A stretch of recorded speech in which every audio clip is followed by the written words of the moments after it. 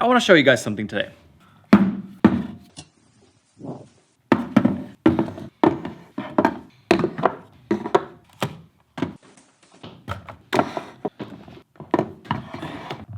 This right here is what $37,828 and about 13 cents of gear looks like. Weird flex, I know. And this isn't even including all the stands, all the lights, the batteries, all the little things that I've bought over the last 10 years. And why the heck am I showing you all of this stuff? Well, because to be a filmmaker, you need gear, and gear is not cheap.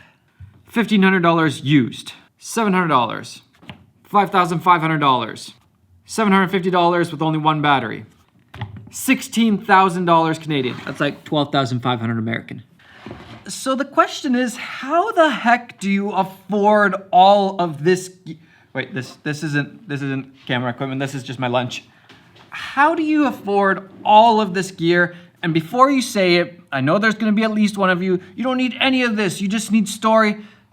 Okay, maybe you don't need all of this stuff, but sometimes gear makes telling a story a lot easier. And in the end, if you have no camera gear at all to tell your story, do you even have a story at all? This got really philosophical all of a sudden. So how the heck did I afford all of this stuff? Well, here comes a magical answer. There's two things: hard work and saving. That's literally it. Okay, this was a great tutorial. I'll see you guys tomorrow. You guys are good now to go and buy some stuff.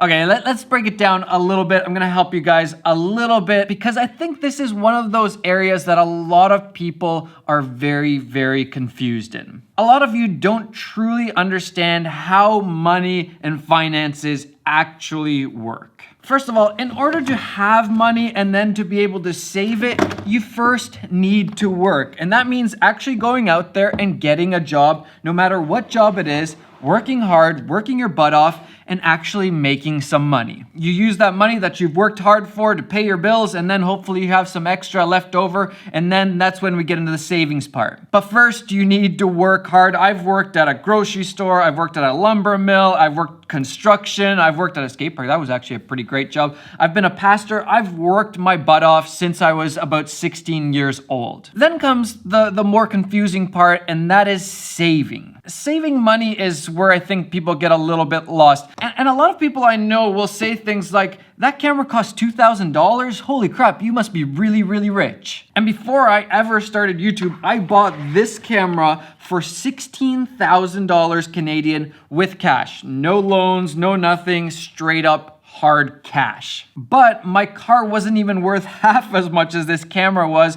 I didn't drink coffee. I didn't spend much on clothes. I didn't buy random things that I didn't really need. I basically just paid my bills and saved up the rest to buy camera gear. And this is what saving is. For example, let's do a quick little calculation. Let's say you're a coffee drinker. First, let's check what's the average price of a coffee cup in Toronto. Okay, $3.28 is the average price apparently in Toronto. So $3.28 times 365 days in a year.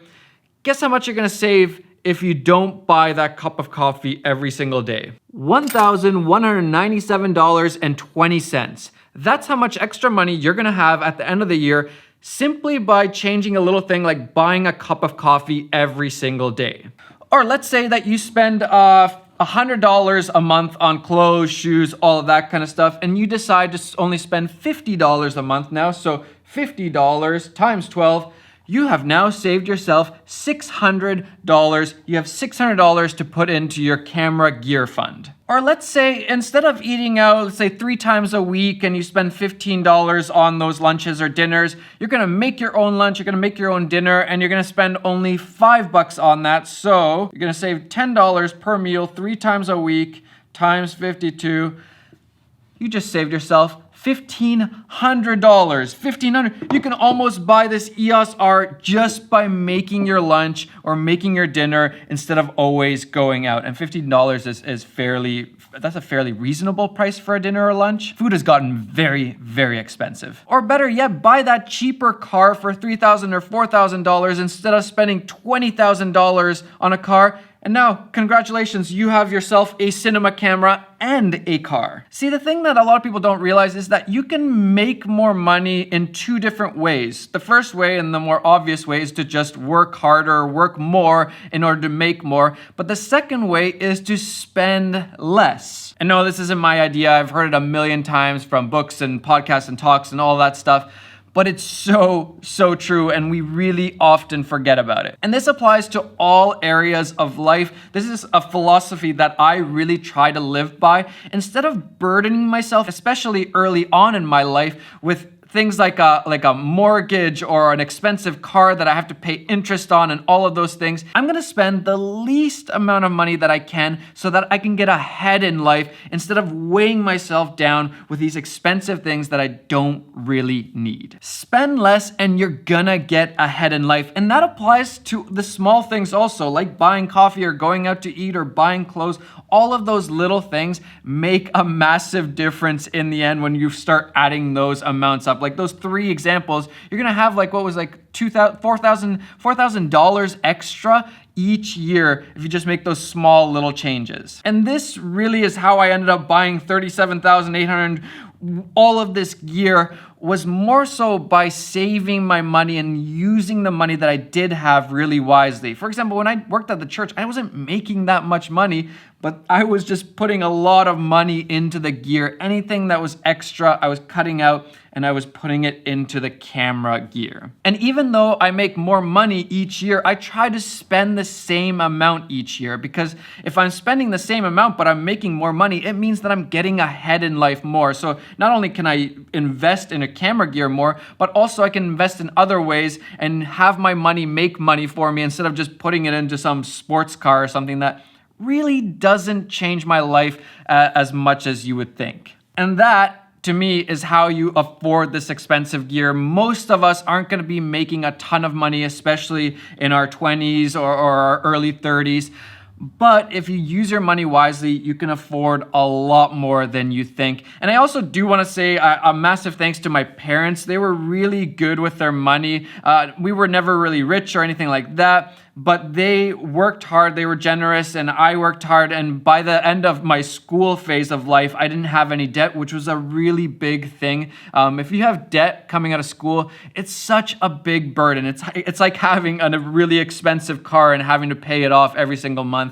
So I am super grateful for that. But honestly, remember, the less you spend, the further ahead you get. And then maybe later on in your 30s or your 40s or 50s, buy that more expensive car, spend a little bit more money on clothes or whatever it is. But when you're younger, try to use your money as wisely as you can and set your priorities to buy that 1DX or that Blackmagic 6K camera or whatever you are aiming for. Set those as your priorities instead of spending $5 on a coffee cup every single day. It's easier for me to say because I don't drink coffee, but the moral of the story is don't weigh yourself down with things that you don't really need. And I also, I understand that some countries it's a lot harder to get a good paying job and things aren't as easy. I'm super lucky to live in a country like Canada or you Americans or even my other homeland, Finland. They're all really great countries that you can get a decent paying job and kind of work your way up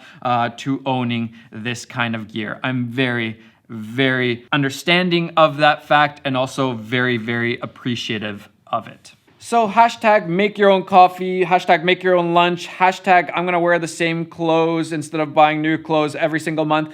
That is how you're gonna be able to afford all of this gear. And over time, I did not buy this overnight. This was 10 years in the making, if not more. But with hard work and saving, I know you can do it too. Matt, do you think I'm going to see Matt Damon or Christian Bale tonight? Do I want to? No, do you think I'm going to? Oh, what? I know I've talked about money and gear before in a very similar way, actually, but I still don't think everybody's quite understanding it. I think there's a lot of people that just think that I'm never going to be able to afford any of that stuff. And I've been there. I remember when I was thinking about someday my dream camera, the 5D Mark II. That was like my dream, and it took a while, but after a couple years, I had my own 5D. After working hard, saving, yeah, you can make it happen. Going to see Ford versus Ferrari at TIFF, the Toronto International Film Festival. That's why I was asking if Matt thinks I'm going to see Matt Damon or Christian Bale. We'll see. Made it to downtown Toronto. I'm going to try to get to TIFF now. All right, I don't think I'm allowed to film past this. Plus, we weren't allowed to bring waters or granola bars, so we have to chug and eat real quick. I'll let you know how it goes. Next is a guy I made a movie with a few years ago. His name is Christian Bale, and I don't need to say much.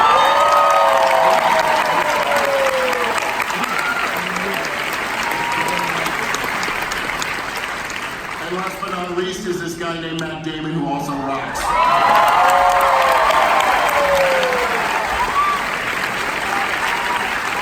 Enjoy it. Thanks so much for having me. Ford versus Ferrari, probably the best car movie I've ever seen in my life.